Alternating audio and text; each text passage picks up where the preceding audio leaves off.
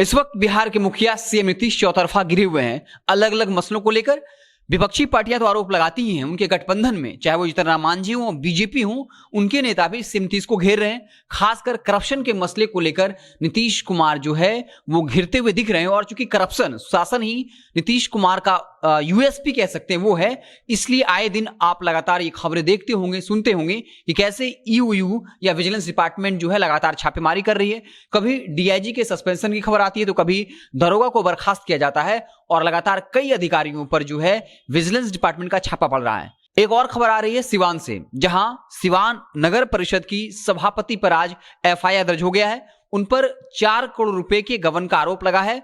उन्हें जो है 29 नवंबर को ही बर्खास्त कर दिया गया था और अब वहां जो कार्यपालक अधिकारी हैं उन्होंने आज थाने में 100 पन्ने में बाकायदा आवेदन दिया है और वो तमाम प्रमाण दिए हैं, सबूत दिए हैं, जिसके आधार पर जो सिंधु सिंह हैं, सिवान नगर परिषद की सभापति, उनको लेकर मामला बन रहा है।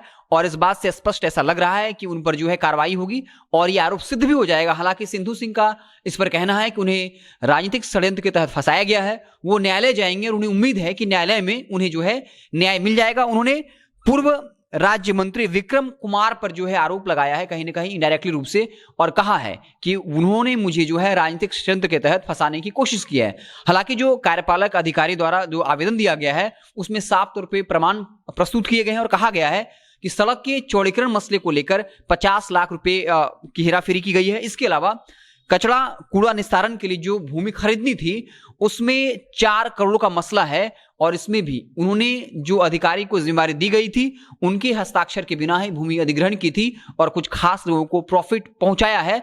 और ये जो अधिकारी उनका दावा है कि सिंधु सिंह को लेकर जो मामला बन रहा है उसमें तमाम प्रमाण हैं, सबूत हैं और इसलिए उन्हें बर्खास्त किया गया है, एफआईआर दर्ज की गई है। हालांकि उनका यह दावा है कि वो जो है जल्द से 6 या 1 सप्ताह के अंदर ही फिर से अपने पद पर बहाल हो जाएंगी। तो ये पूरी खबर जो है सिवान से, हालांकि क्या कुछ होगा अब देखने वाली बात होगी। 6 महीने के बाद न्यायालय का क्या डिसीजन आता है, क्या जो सिंधु सिंह दावा कर रही हैं वो अपने जगह पे सही है, क्या उन्हें वाकई में राजनीतिक षड्यंत्र के तहत फंसाया जा रहा है या वाकई में कुछ प्रमाण या सबूत जो हैं वो मिले हैं, चाहे वो भूमि अधिग्रहण का मसला हो, भूमि खरीदने का मसला हो या फिर सड़क के चौड़ीकरण को लेकर जो घालमेल किया गया है, क्या ये आरोप जो है वो सही है।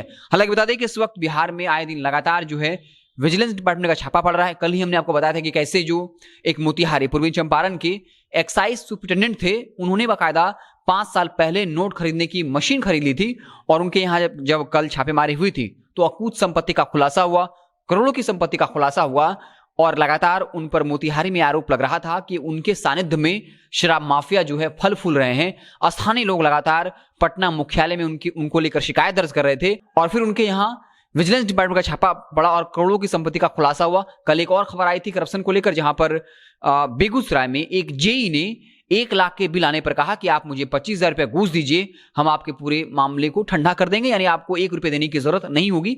वो भी निगरानी विभाग को उसने सूचना भेजी थी और निगरानी विभाग ने उसे रंगों हाथ 25,000 रुपये लेते पकड़ लिया।